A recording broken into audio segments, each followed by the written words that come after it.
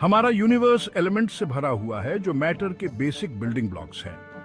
सदियों से इनकी डाइवर्सिटी को समझना और केओस के बीच ऑर्डर खोजना अल्केमिस्ट और बाद में केमिस्ट्स का सबसे इंपॉर्टेंट काम रहा है। शुरुआती कोशिशें हालांकि सिंपल थीं, लेकिन साइंटिफिक अंडरस्टैंडिंग में रेवोल्यूशन की नींव रखी। प्राचीन सभ्यताओं ने सोना, चांदी और तांबे जैसे बेसिक एलिमेंट्स को पहचाना।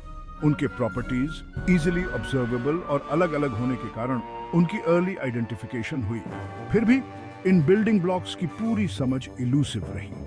18वीं शताब्दी में नए एलिमेंट्स की खोज में तेजी आई। साइंटिस्ट ने अपनी जिज्ञासा के कारण नेचुरल वर्ल्ड के सीक्रेट्स को उजागर करते हुए बहुत एक्सपेरिमेंट्स किए। हर नए एलिमेंट के पहचाने जाने के साथ क्लासिफिकेशन की जरूरत, इस बढ़ते हुए केमिकल नॉलेज को ऑर्गेनाइज करने के लिए एक सिस्टम की जरूरत और भी बढ़ गई। एलिमेंट्स को ऑर्गेनाइज करने की क्वेस्ट, पैटर्न्स और कनेक्शंस को खोजने की क्वेस्ट शुरू हो गई थी। उन्हें क्या पता था, यह परसूट साइंस के इतिहास के सबसे प्रोफाउंड और एलिगेंट टूल्स में से एक को जन्म देगा, द पीरियोडिक टेबल। 19वीं शताब्दी ने केमिकल एक्सप्लोरेशन के एक नए युग की शुरुआत की।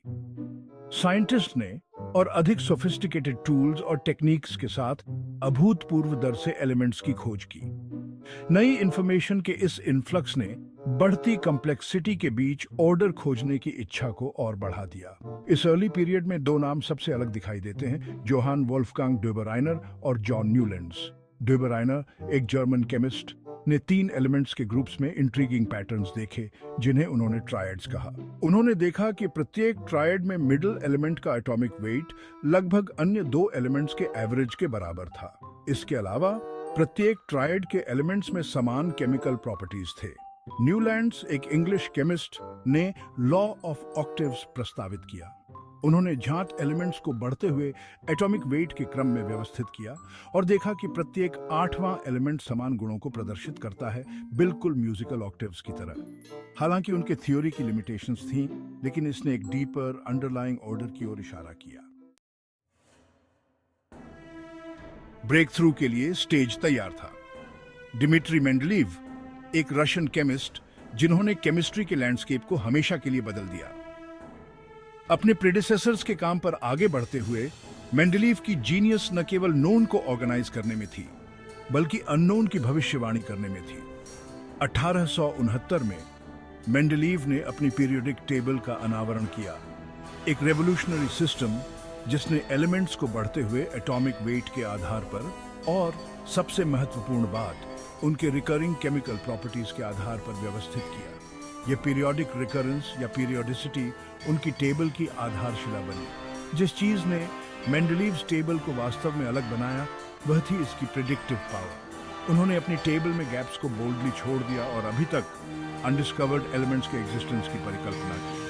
यहां तक कि उन्होंने इन मिसिंग पीसेस के प्रॉपर्टीज की भविष्यवाणी भी की जो उनके सिस्टम की पावर का प्रमाण था।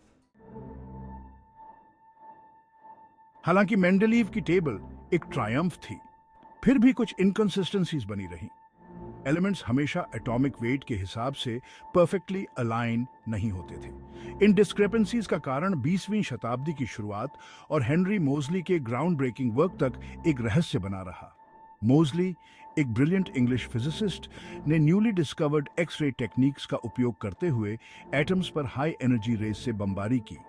उन्होंने पता लगाया कि किसी एलिमेंट द्वारा उत्सर्जित एक्स-रेज की फ्रीक्वेंसी सीधे उसके एटॉमिक नंबर से संबंधित होती है, जो उसके न्यूक्लियस में प्रोटॉन्स की संख्या है। इस रेवलेशन ने एटम और पीरियोडिक टेबल के ऑर्गेनाइजेशन के बारे में हमारी समझ में रेवोल्यूशन ला दी। एलिमेंट्स को अब केवल वेट से ऑर्डर नहीं किया जाता था, बल्कि उनके एटॉमिक नंबर से ऑर्डर किया जाता था, जो एक फंडामेंटल प्रॉपर्टी है। इसने मेंडलीव्स टेबल में इनकंसिस्टेंसीज को ठीक किया और मॉडर्न केमिस्ट्री की आधारशिला के रूप में इसकी जगह पक्की कर दी।